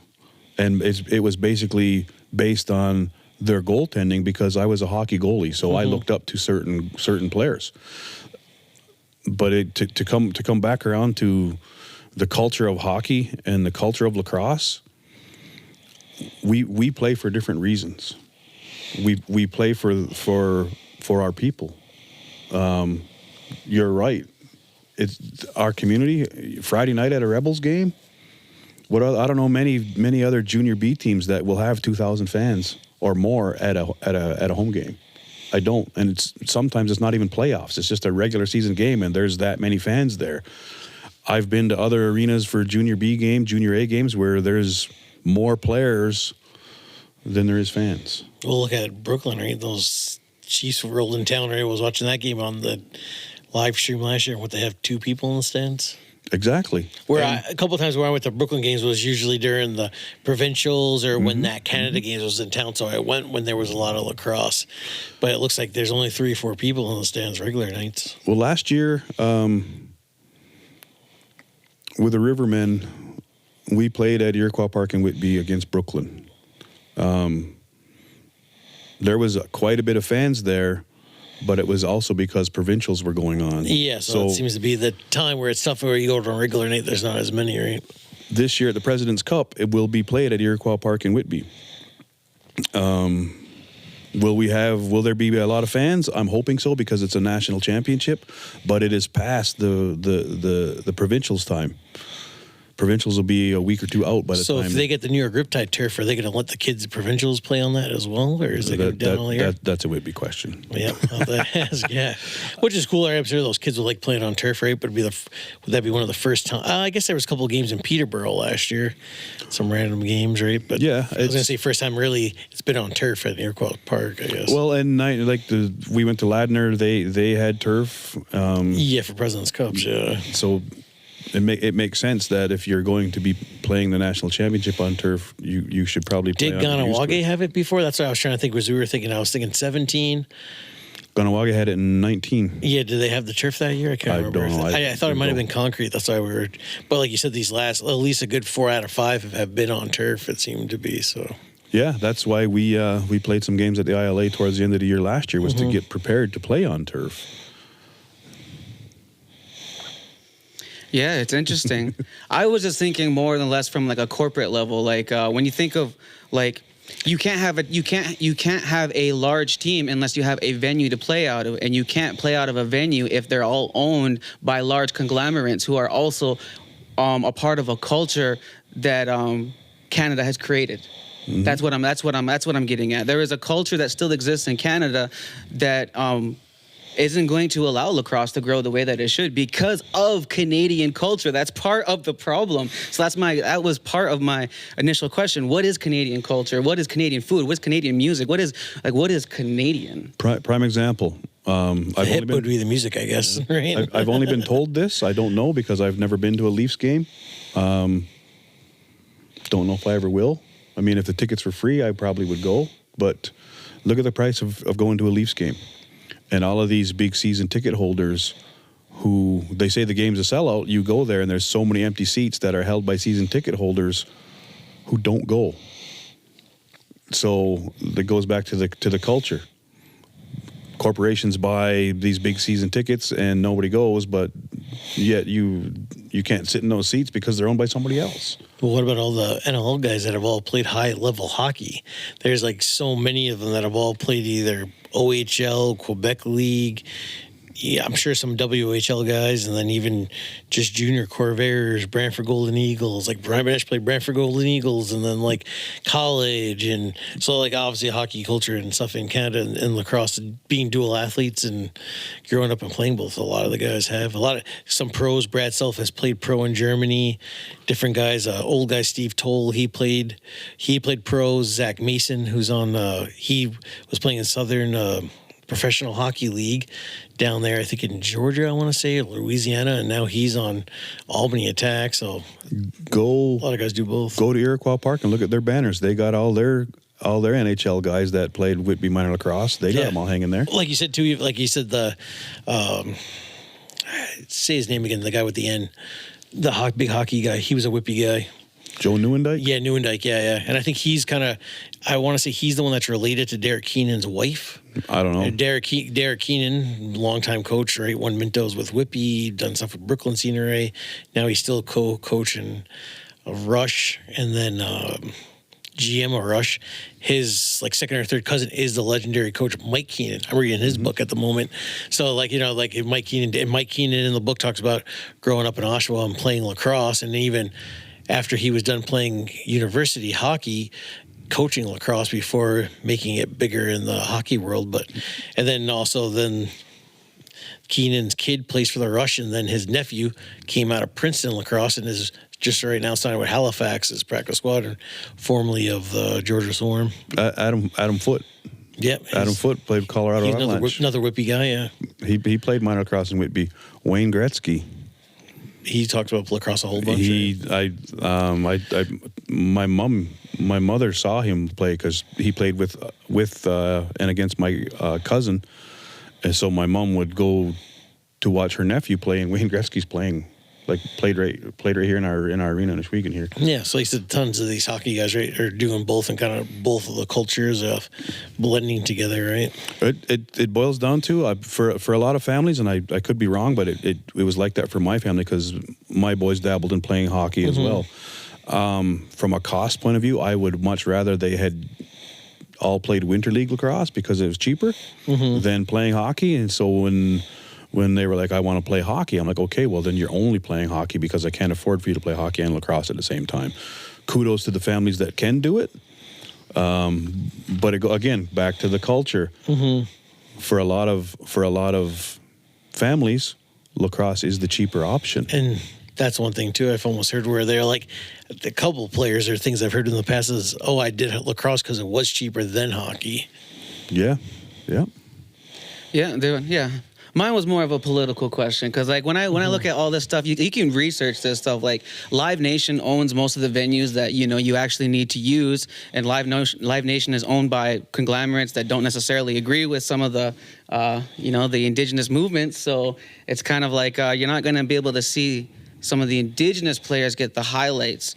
And it'll even go down to the marketing and then even to the advertising because you're just not going to see people throw money at something that they don't want to see specifically grow. So it really comes down to the culture. And even I've taken interviews with professional lacrosse teams, and the people who are interviewing me don't know anything about, they might know a little bit about lacrosse and they might know a little bit about media, but it's generally someone who's just vetting you, seeing if you're good for the culture of the position.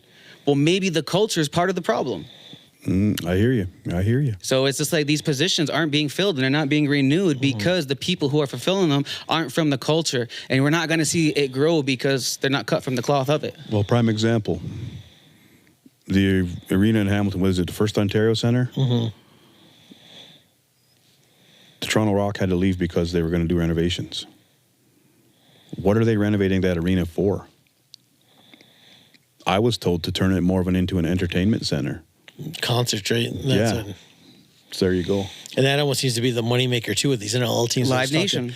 Talking today about the Georgia Swarm may have to play on a Sunday because they'll fill it with they said Justin Timberlake was in town before they got the Friday, Saturday night, so the Swarm got stuck with Sunday afternoon, right? So it all comes down to like the budget and then not even like what's available. It's just what's on the agenda and what's on the political agenda. Where are the budgets going to? And with the political way the world's kind of going with Canada and America, you can kind of see that. it's what makes the money, right? If they're they're obviously gonna give Justin Timberlake, if he's gonna sell out the place, they're gonna give it to him and make the money rather than, hey, we're be nice to the Georgia Swarm. Prime example. Did they make room for Taylor Swift to have those concerts in Toronto and bump any other sporting event that could have happened? No, her, they probably say, here's the dates, right? They're No, she probably said, here's the True. dates. Yeah, probably. I'm sure she. Imagine that. Yeah. It's a headliner. Because like you said, too, she's probably packing it out even more than the Leafs and Raptors, right? So, Oh, for sure. Yeah. Yeah. And then, like, I get it. I get it that you have to fill the arena, you have to fill the barn, you have to do all these things. But if you want the culture and then you want the game to succeed, then you have to really start from the core of it. What is the culture? It's just crazy about how many arenas are in Canada, right? It's probably the biggest thing of why box lacrosse is bigger than the States is because of there's so many arenas and even just concert venues, how you're at that outdoor Budweiser stage, and then there's London, and then there's the ACC and the Rogers, and shit, you can pick and choose where you want to really be, right? Like, do you got to go where the Rock played to do that concert? Like, yeah, exactly. But yeah, we got some more things on the topic on the docket here. So we were actually going to get into when is too much fighting, because there was some drama going on in Cattaraugus. Yeah, like you said, The men's league was getting like, it popping. The Krill, is that what it's called? Yeah, the Krill League. It looks like they were. I think this was like one of their first times going back to full contact lacrosse. It looked like they were doing more master style, 16 and up, and yeah, a couple of weeks ago, there was a whole big line brawl and guys punching and all on Facebook and all mad. And then all of a sudden I see a thing on, was it last Thursday or so? The league's canceled. It looks like their Cattaraugus, maybe their center actually runs that league. And it's not just Davy Miracle like here. And, it's actually run by the nation. So like, there's like, hey, we're enough of this shit. And, the refs and they have 2 refs that are Can-Am refs. And they're just like, hey, enough of this shit. We don't need anybody else getting hurt. This fucking done. And then actually you see the video and it looked like to be 2 different teams this time, line brawling, and 2-on-1, and the refs trying to break it up, and they're pushing the refs out the way, and it looked like it was getting a bit ridiculous there. Who was reffing? Is it Zabo and then the other gentleman? I forget his name with the glasses. See, that's where they need to send the sheriff and the colonel in to ref, Cibic and Clint. Yeah. They need to ref that league. And it'll be like that time in Dreamcatcher where good old Soup Bone there, Mr. Davis, and he was playing for the 32s and somebody else. They were fighting, fell to the ground, kept punching, and got up, and everybody was like, no way, those refs let those guys fall down and get back up.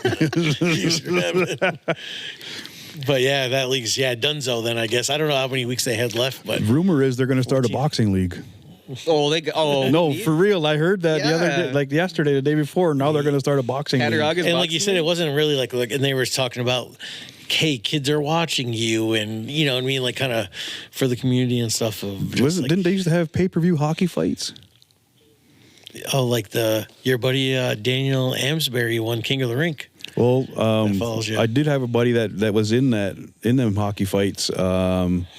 Jason Simon, he's from the Sarnia area. But that's what I'm thinking. Instead of a boxing league after folding a lacrosse league because of so many fights, have a lacrosse fight league. And these are full, like the one with the goalie was right in there. The first one a few weeks ago that I was fishing around on Facebook, and like 2 guys are fighting. The guy gets up and he just suckers another guy, and then, like I said, not even really squared up. Like we talked about the Elijah Gash and different things or even kind of in hockey, they say a guy makes a bad hit, they sheriff and police themselves. These were just straight up stupid brawls. So it looks like there was a fight in the women's pro league there a week or so back. And because they were full cages, when they fight, they keep their gloves on. In the or the women's hockey or something. Women's, yeah. Well, that's pretty good, yeah. Yeah, that's pretty good. That's pretty good. Yeah. No. Keep your bucket on.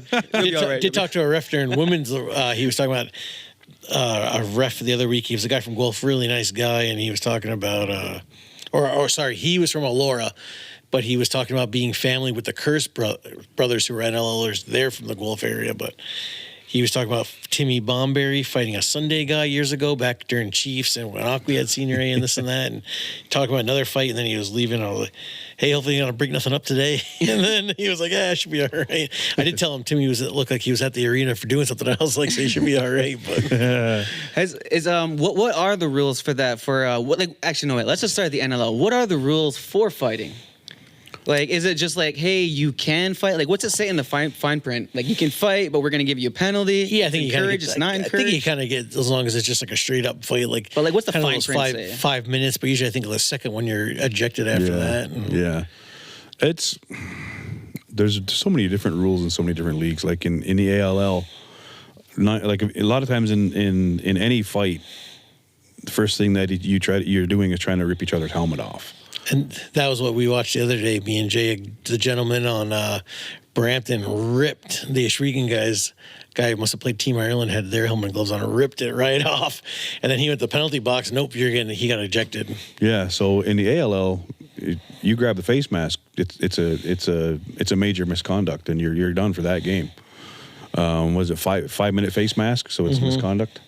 So yeah, you almost have to be mutual and take your own helmet off. And maybe too, it's just maybe because of that league, it is being that kind of minor league. They don't want to be too goony and be kind of like the old hockey. You don't want to be like a Quebec hockey league, and it's just a fight fest. Yeah, so maybe that's kind of why they're kind of a little stricter than the NL is with those rules. But like let's look at the two on one though. Like in that video, the two guys are just punching the other guy. And but what about the Toronto Rock and the Bandits? Right, that was a bench brawl. Like, I'm sure it could have got the rules for that. It could have got. I think that was tougher because it was at the end of the game. I never did see Paul Dawson get suspended though he never did get suspended, right, for high hitting Dan Craig in the head, which a lot of people thought he would get suspended for. The coach Rusty Kruger did get that 1 game suspension where Paul's brother Dan had to step up and be the assistant coach this week for the Toronto Rock. Yeah. Like. I don't know. There could have been more punches. A lot of it was there wasn't too many punches. A lot of it was grabbing, and I think a lot of it has to do with circumstance. Yeah, and what the refs see. Because honestly, usually if there's a big, like if it's a line brawl or bench brawl, refs don't even really try to break it up because they're outnumbered. So a lot of them, they will stand back and just flip notes and okay, number 5, number 17. They're writing it down because if there's 10 guys, there's 5 fights, 10 guys fighting, and there's 3 refs on the floor, you're not going to be able to break up every fight. Even in the NLL with an extra ref in a penalty box, he's standing there taking notes as well. You're not going to break up every fight so often. They just kind of watch and let them gas out if there's a line brawl or a bench brawl or whatever. There's nothing you can really do from a ref standpoint until it's done. And is that just what's tougher in these men's leagues or these beer leagues or these tournaments is just having guys out there for fun and not trying to goon each other up or hit guys from behind? And yeah, it gets a little ridiculous. You're paying to play, right? You're going out there for fun and then you purposely try to hurt someone. It's like they got to get up and go to work the next day and stuff like that. Got family to take care of and things. But so other topics that we still have to get to was the demographics of the NLL commentators. I want to talk about that. What do you guys feel about the NLL commentators these days? We have 2 legendary ones out there. They've been in the game for a while. Yeah. So sometimes it gets kind of tough. I know sometimes it's understandable. Like I get sometimes they're up high, or I was watching something this past weekend. It might have been one of Lyle Thompson's. Or no, he got the Gash. Elijah Gash had kind of got him high, and they were trying to guess the number or what happened, and they were looking more at the play, not what was behind the play. And I said, well, maybe they're not seeing the TV screen how we're seeing. In the tunnel, Lyle Thompson's getting kind of taped up there where I was giving, I think it was Shanahan ref in that game or calling that game, but some of the guys are pretty cliche. And I guess there's a lot of talk around NLL players about the commentary, how the one guy sounded like his dog died that day. He wasn't really enthusiastic. And if he's not enthusiastic, maybe those people watching aren't going to be. And just knowing the rules, some other guys are. And it's the one guy, too, he's just always throwing out, this guy's, the Whippy Warrior, this guy and this, and that guy hasn't played for Whippy in years. You know what I mean? Like, I think the Halifax crew, they do a great job. Pretty good, yeah. They do a great job, but you can tell the teams that they have direction. They have a producer. They know that okay, here's when we're gonna cut to here, and we need some time to go in between here. We can't have a bunch of blank nothing. The talks of a lot of, they said in these cities of America, they know a little bit less. And I guess the point is, again, of that, what Tyler Pace had said in their show was about the commentating of how there should be commercials during those blank segments, how you kind of can see that ashy dockling when they're like, hey, we want you to talk to this guy, and why are they showing these behind the scenes kind of hot mic moments? Why isn't there an ad space? Mm-hmm. And I guess in Colorado, how the announcer said, Connor Robinson's just fat, out of shape. And it was on live mic. Oh, you know what I mean? Yeah, and they're like, how come there's not a thing or a button there of like the professionalism? You don't hear Troy Aikman calling a guy fat, and out of shape in the NFL, right? It's got the. I think it has a lot to do with where they're playing. Mm-hmm. Like you said, American commentators may not be up to speed with the game. I commend anybody that can commentate a game because I can't keep up with memorizing numbers and names for every team. I can't, and I'm not even going to try. So I teased Chris the other day. I'm like, look, they need you to commentate at the A.L.L game, but I know I couldn't. Maybe if I was for one team, one game only, sure. But for these guys, they gotta memorize all these numbers, all these players. Quick bio, like you said, this guy brought up the one player, Whitby Warrior, even though he hadn't played for Whitby in 10 years. I gave him credit in that aspect, but if you have a job to do, if you're not happy with it, then don't do it. Don't go out there and, like you said, it's not like you lost his dog that day or popping.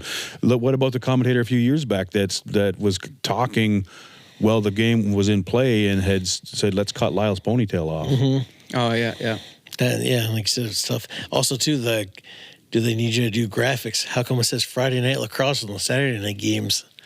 Right? Like, and there's a little thing, and I didn't even notice it at first. Wasn't really paying that much attention, but hey, then somebody called it out. Hey, this Friday night, we're the Friday night game on Saturday night. Like, other teams, the NHL, they don't have that shit. So it's kind of like, how do you? Cool? I remember. Well, if you watch, say you watch a live stream of the Founders Cup. Mm-hmm. I know in 2014 when we were in Halifax with the Rebels, and people were watching it back home. Commentators were getting live comments on YouTube, I guess. Yeah, you can do that. Yeah, and they were responding to the comments or reading them out like I was one of them. I was one of them. And like I said, I think too, I was randomly the other day I was thinking about it, I think I was probably 6th grade at the time, and randomly a New Jersey Storm NLL game was on TV. But the fact of a lot of lacrosse I couldn't even watch as a fan and a kid in the early 2000s because nothing was on TV. The internet was still newer. So it was just kind of watching, if anything, scores and stuff on lax.com or NLL. Mm-hmm. And, everything was Inside Lacrosse Monthly. It wasn't as... What would you say there now? Accessible, yeah. Mm-hmm. So it's almost kind of hey, I'm at least I can watch even if these guys suck, at least I'm watching it on the Friday, Saturday night. They can say Friday night lacrosse on the Sunday afternoon, but at least I'm watching it. It goes back to the hiring process. I've sat in some interviews and the people who are hiring are your age and up. And I'm like, you're hiring for this type of job?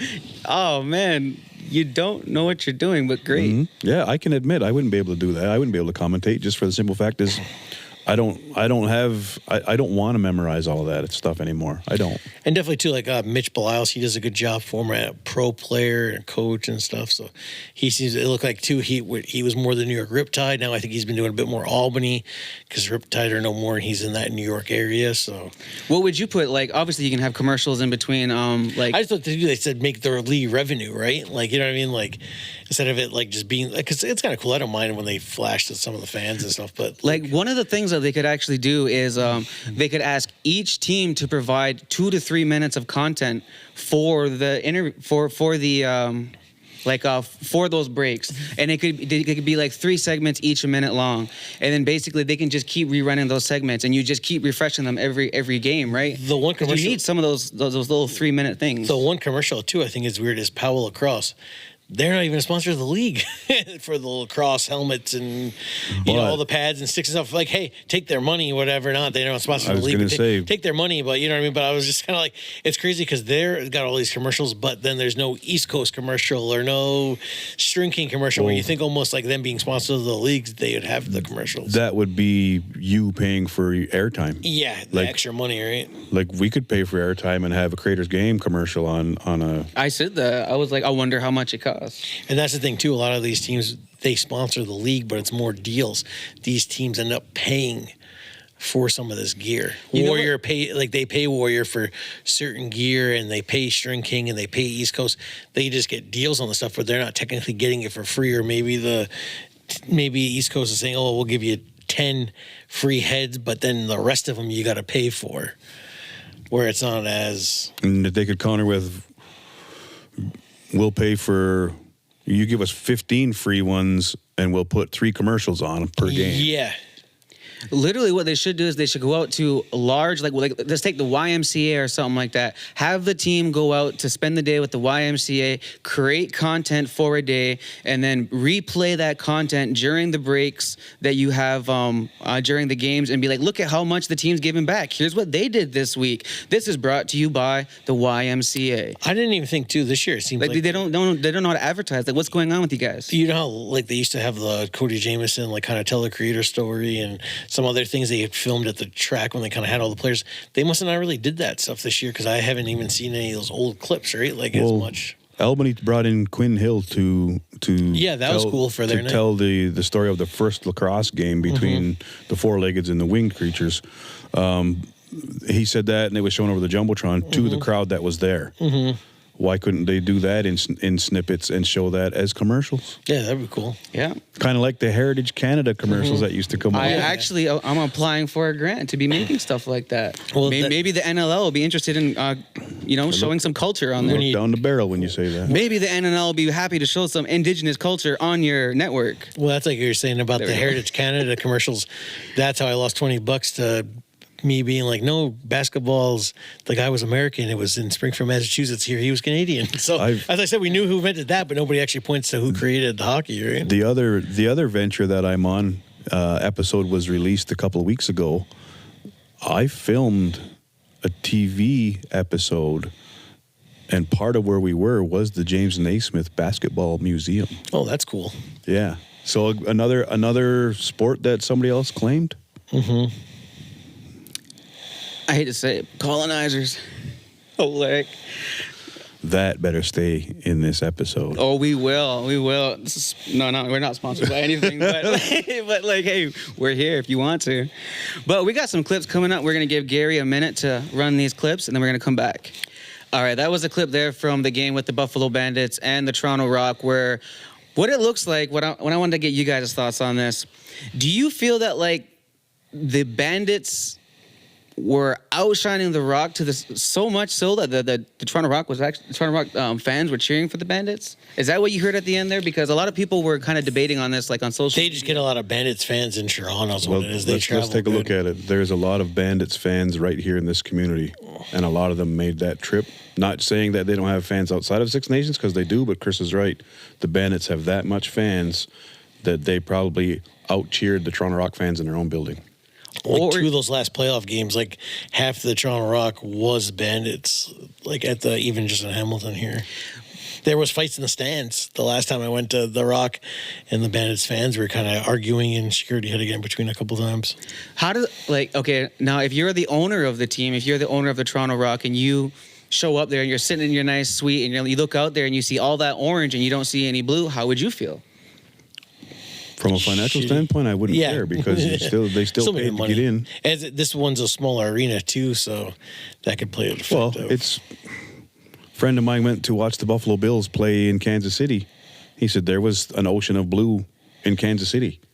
So those exhibition games we went to and watched straight down here, there was even tons of Bandit fans and stuff driving down for just these games, or those same guys are Chiefs fans, and just they're Chiefs fans because of Bandits and John Tavares coaching different players, and like they travel pretty well, Buffalo fans. But is that only to Toronto? No. They travel. Because, like, yeah, they're gonna be they going go to to Rochester, Rochester. Yeah, and Albany. Albany. Oh, and yeah. I haven't been to really. I'm sure probably some fly to Halifax probably for the weekend. And Because I was seeing on social media, there was a lot of people who like, it's like that everywhere. Like there are a lot of Buffalo Bandit fans everywhere, to the point that they're like outdoing all the teams in a sense of fans. there was a guy he talked about. I see when the Panther City was.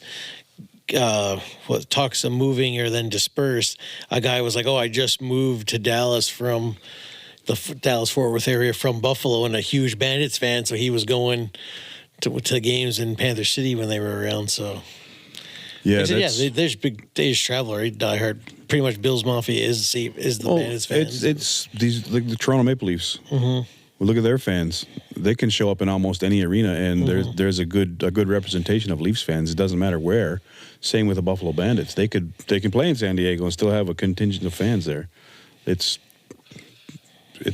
Teams have a fan base, and Buffalo, it seems like, doesn't matter what sport it is, they're rabid. How many guys from this community have played Bandits? Probably about 10. Exactly. Yeah.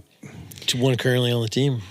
Yeah, like they definitely have like a good, I would say, location because they're right there by the border, right?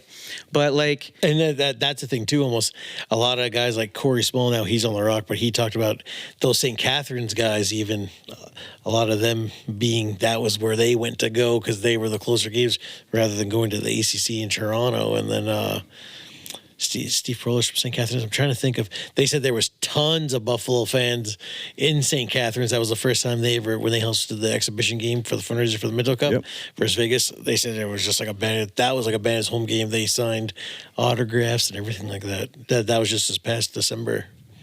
yeah, it just makes me think that like, how do the other fans get to that position, and then how did they get to that position? Because are they one of the oldest teams in the league? They are, yeah, like the 1990s. So, and then they ripped off tons of championships in the 90s too, because that was when the league had to mostly be American, but then Buffalo was closer to the border, so they were allowed to have more Canadians. And then there was less teams in the league. They ripped off a bunch of championships. Then the guy started Ontario Raiders in Hamilton, now Toronto Rock, and they were allowed to have unlimited amount of Canadians. So then they ripped off a bunch of championships. Kind of almost how all these leagues are, right? The teams may not be as good nowadays, but ripped championships off in the 50s when it's less teams and the rules were different. So, but yeah, Buffalo, like I said, is definitely one of the marquee franchises. Obviously, Colorado Loud House, are they still Loud House or is that Calgary? I can't remember. But they got tons of fans, and Calgary is pretty good, and then Colorado's known for whatever reason. The league has success there, and they're known as one of the places that pack the house. And then like you also had another thing about the NNL and the officials taking a little bit there. Yeah, we were watching about like is the NL officials, are they kind of killing the game and the momentum by taking so much time with all these reviews? And the fact of like that goal is clearly good. Like they have to make it a 5-minute review, and how many steps are they going by? That guy's clearly out of the crease, or is it almost that they're hoping to overturn it?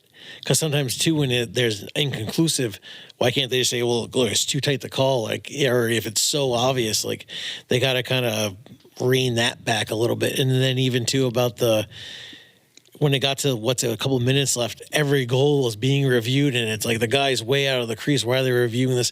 Even the last goal of the game when Georgia scored in overtime, Miles Thompson was so far away from the crease. Everybody was clearly a good goal. Teams are shaking hands, and the guy's like, the review goal was good. And it's like, yeah, everybody knows it's good, man. The game's over. They're shaking hands. Like, does there almost need to be somebody outside of the refs reviewing, where like the NHL and NFL and stuff, like things are reviewable, and they always say in the NFL, like, okay, all these touchdowns in the fourth quarter are reviewable, but the guy sitting wherever he's sitting and is telling the ref, yeah, that touchdown was good, don't worry about reviewing it. Like, you almost need to have somebody somewhere else kind of. Well, in the NHL, they say, let's take it to New York. Yeah. But the thing is, I don't know if it's NFL or the NLL refs themselves, because if that rule wasn't in place, they wouldn't have to do that. So is it the NLL, the league itself, and the officiating aspect that says you have to do this many, or I won't say this many times, but the rule is there, so follow through with it? Because if those rules weren't there to have so many reviews, they wouldn't be reviewing so many The things. person I was watching the game with this weekend said, we can play the drinking game.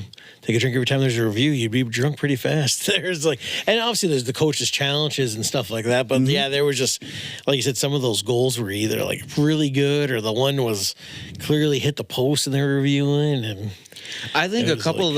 There is some that they take forever, right? Like it was just, well, it depends on the angle because there was a couple goals that I seen and it was like at the end of it they didn't even go in the net at all. Yeah, it was just like, oh yeah, it just kind of looked that way. And I guess they say some of these places have different camera setups. If it's maybe it's not an NHL or NBA type arena, so they don't have the camera angles as the junior hockey arena that some of these teams play in, but still you think it'd be a little different, right? Or I understand some types too you see more on the TV or just in general too, watching even the Leafs game the other night of it was just that inch and they're reviewing that goal, right, to make sure it's even those refs in that game the announcers in that game got pissed. Are we really reviewing a goal that's going to make it a 4-goal game with a minute 50 left? Like, come on, let's get out of here, he said. Yeah, Yeah, I hear you. But did you guys have anything going on? Any other topics that you guys want to get to? Looks like I think some Rebels. Like it looks like he said, summer lacrosse is kind of here, and after the NHL minor lacrosse starts up, so it looks like the 2025 season is about to be here very quickly. I don't know if it's coincidental. Last podcast, I looked right down the barrel and said, minor lacrosse, if you need a coach, I'm available. I did get a text from minor lacrosse asking me if I would coach U15 Springfield lacrosse this year. There you go. So I said, yeah, I will. I just hope there's no bumps in the road where I can't, because as old and rickety as I'm getting, I still think I have a little bit left in the tank to give to these kids. One more championship. He'll wear the hoodie too, the Creators Cup podcast hoodie. One more.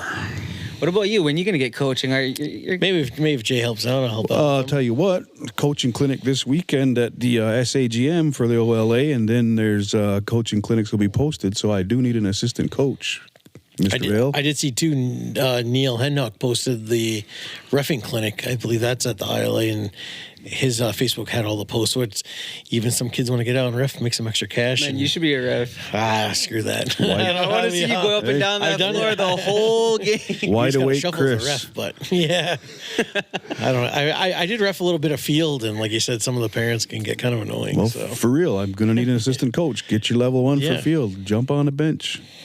Get your first aid, too. I need a trainer. Fun fact, I did coach that U16 and never did get the level of anything. So, and that one coach I coached with got kicked off, and I was like, all right, let's head it here. Head coach. It's going to be pretty exciting summer. Like, I'm doing music for the Arrows, Rivermen, Warriors. Like Deya said, right, if you make some clips up and some of these teams are going to get recruiting more people out there, trying to get more camera people, trying to get more videographers, trying to get more graphic designers. So if you're looking for stuff to do, if you're a youth out there, or if you're not a youth, even if you just want to get involved, hit me up. Go to info@beyondpride.com.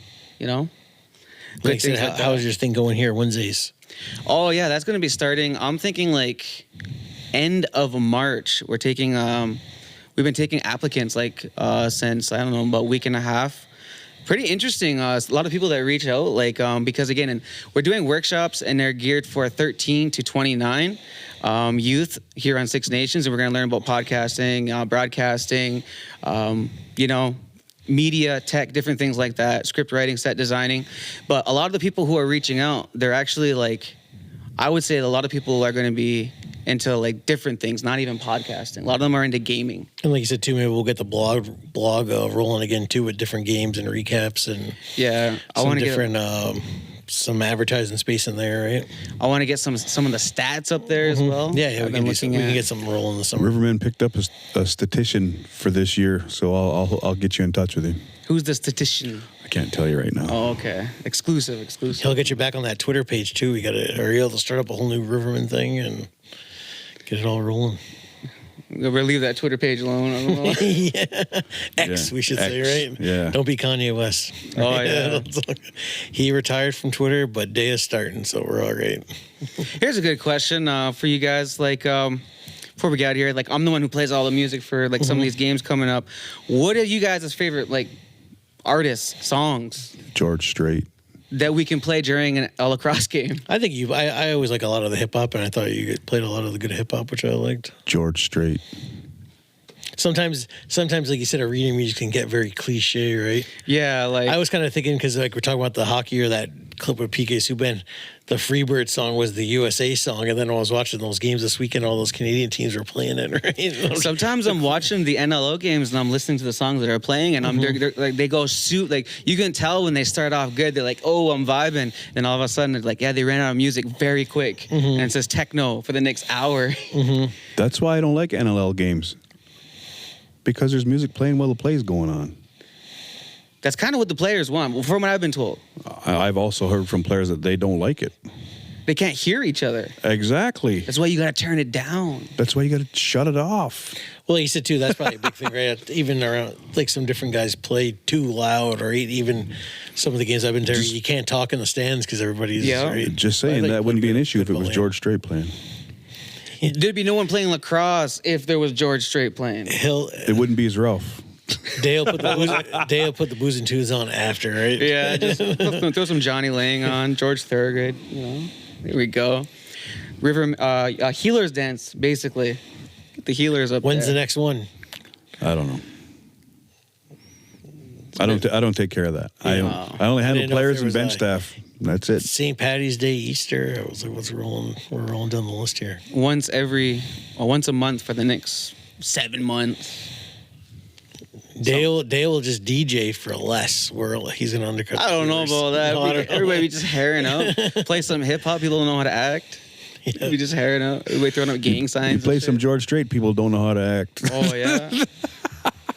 That's just your generation. What are you talking about? All the younger ones will be like, "Oh man, I'm going home." Guaranteed, you put Neon Moon on by Brooks and Dunn, and everybody will start crying and go home. You'll be the first one. You'll be the first one crying at home. I'll be the first one singing it. Like you said too, we were quickly the one guest, right? Was curious about NLL teams drafting players and how they keep them, right? And we talked about the draft list. So some of them do have draft lists. It really did start mostly during COVID with players going back to school.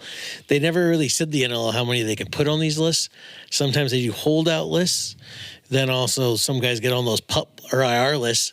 Let's say they're the third string goalie, they get on the IR list, but here they're taking shots in practice, not even hurt. One way to scheme it, because a lot of GMs get mad that they draft a guy in the second, third round. Maybe a numbers game didn't make the team, they let him go, and then another team picks him up and they have a good career. So that's a whole thing of the NLL trying to get a feeder system, or the Arena League, if they can affiliate with actual teams and keep guys' rights and have that minor league system as MLB baseball and NHL and AHL does, and the G League, and that's where maybe at one point NLL needs is that minor system of, hey, we want to keep a guy's rights, but we still want to send them down and not have them count as a roster spot, where they're sick of kind of drafting players and losing out on them. Yeah, and that goes full circle because we started with the A.L.L.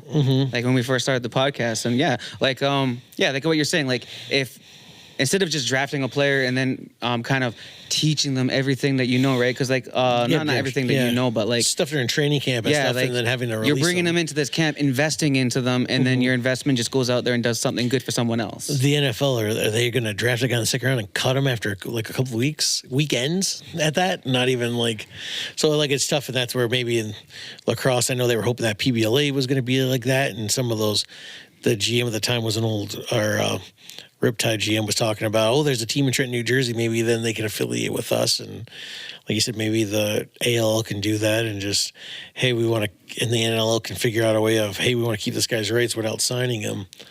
Or if he's on this draft list, you got to actually play in a league.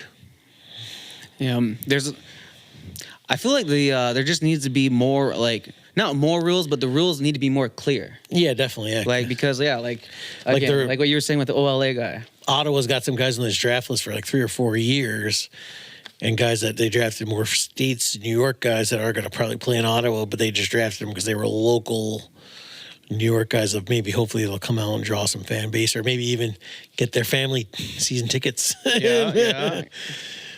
All right. Any last minute comments? Anything? No, I'm pretty good, and like I said, hopefully we won't have hopefully we'll be back sooner than later. Yeah, I think we might have to take a little bit of a break because, I think we got the little NHL coming out March 10th in Markham. So all of our little NHL players, we'll see you there. It'll be pretty cool. And until next week, this is episode 22 of the Creators Game Podcast. Peace.